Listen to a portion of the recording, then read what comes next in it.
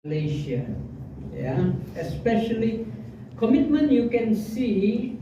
Ya, komitmen itu kita boleh lihat. Satu ialah how long you been in the church, in the same church. Ya, kedua ialah how long you been married.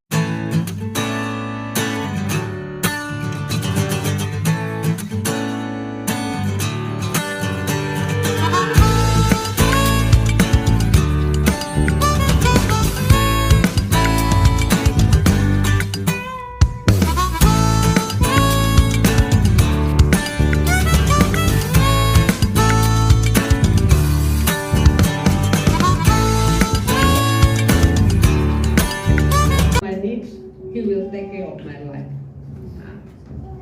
So dia balik pergi rumah, dia kasih tahu dia punya family. You know the first reaction of the family. The father said, "What? You study so long, you spend so much money to study, and now you become a full-time minister? Yeah, you have a good job as a teacher, as a school teacher. Yeah, you have steady income. Now you are going to be a full-time minister. Who is going to feed you?" Begitu. Huh? So the friend also said, "Yeah, you can't even train a child. How can you train adults?" And then dia punya good friend. So, are you saying you will come to us begging for money so that we will support, so that we can support you? Yeah. So this is an example of apa? Suffering, sacrifice. Yeah. I believe some of us, some of you, bila kau jadi orang Kristen, some of you, kau punya family tidak senang, rejected. Yeah. There are some testimony. There are many testimony when they become Christian, they were chased out from the house. Yeah. Ada yang begitu. Ada yang kena usir dari rumah, ada yang kena mau dibunuh. So that is one of the possibility that can happen when you decided to follow Jesus. When you commit your life to Jesus, be ready to suffer. Amen. Be ready to suffer. Yeah. You see, take up the cross means a commitment to Him even unto death in pursuit of obedience. And you are willing to endure suffering and persecution for the sake of Christ. Remember, He's your new Lord, He's your owner, He's your master, He's your boss. Yeah. And in obedience to Him, we must willing to suffer. Yeah. So you see, discipleship demands sacrifice, and Jesus never hid that cross. Jesus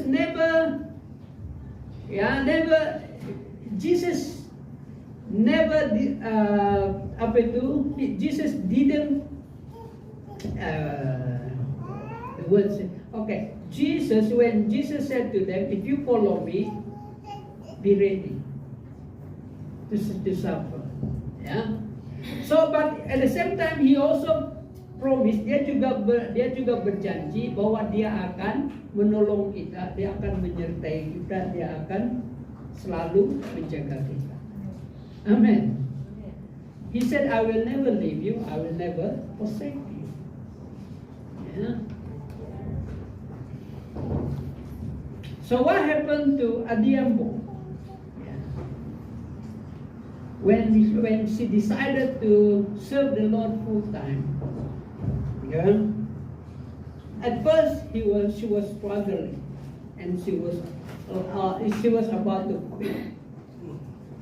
Yeah. Like this, ada satu testimony. Yeah.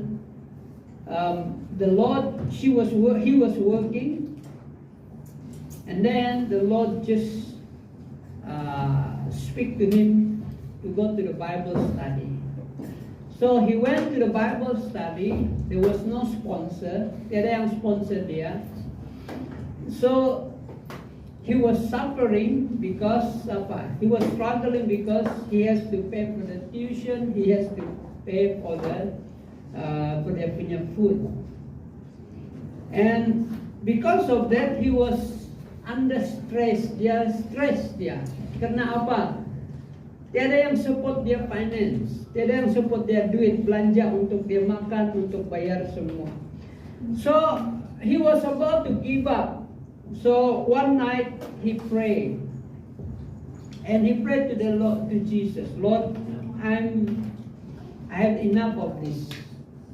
Saya tidak boleh tanggung sudah. Ya.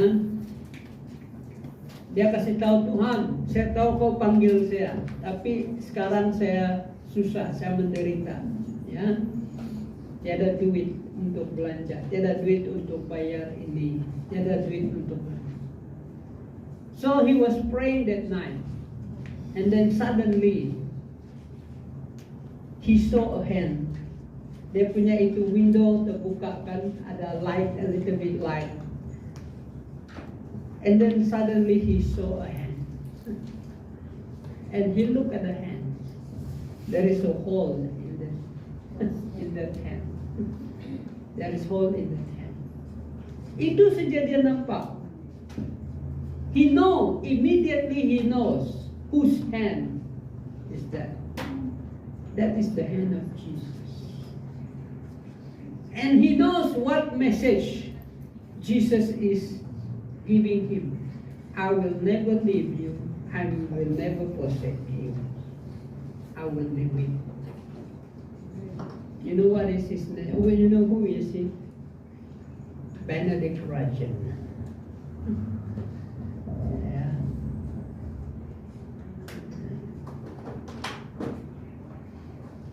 So, to follow Jesus is not easy. We will suffer persecution. We will suffer, a lot of things. But Jesus did promise, I will give you peace. My spirit will be with you. He will be your comforter. He will be your teacher. He will be your guide, and he will be your everything, companion. Amen? Yeah. Few days ago, saya punya elders itu, dia tanya saya, Meme, she sent me a message, Daddy, just asking a very personal question. She said, are you afraid of anything today and in the future? Are you fearful or afraid of anything today or in the future? So my answer is very easy. My answer is straight away I can answer. I said, I have no fear.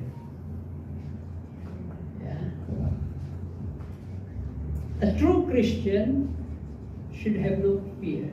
Should have no, tidak perlu takut. Even that, most of fake Christians, satu ialah dia orang takut mati. They cannot face that. Dia orang takut mati because they don't know.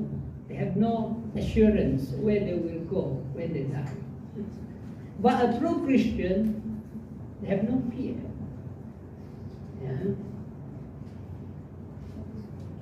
Apa juga kita mau takut? Jesus, the Bible promise, look at the birds. They don't store food, yet the Father in heaven feed them. You are more valuable than the sparrow. Amen. Kita lebih berharga daripada itu burung. Kau tengoklah itu burung di merpati di luar, banyak tuh. Siapa yang kasih makan? Yeah. So God says you are more valuable than the sparrow. If God values us so much, He will take care of us. Amen. He will take care of us. When you love, you will sacrifice. You're willing to sacrifice for your loved ones. Amen? Because you always want to give your best. Hallelujah. And then number 4. Follow me. Jesus said, follow me.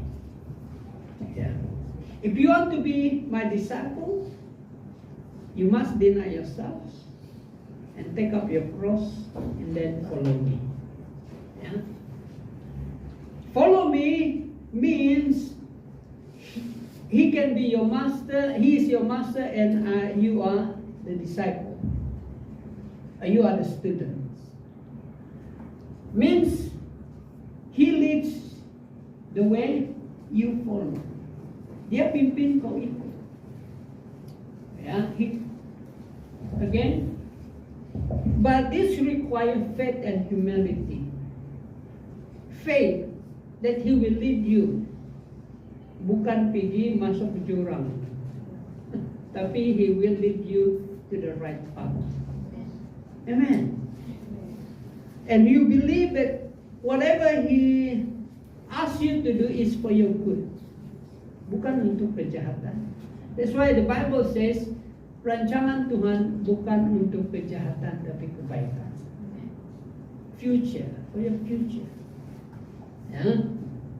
And this is also means to imitate. He has set examples. You just read Matthew, Mark, Luke, John. Di sana kita banyak example of how Jesus say things, how Jesus react to things, and how Jesus do things. So inilah kita punya examples. Problem kita orang Christian ialah we don't read the Bible. When we don't read the Bible, we don't know how Jesus handles situation. And kita sendiri pun tidak tahu how He handles situation.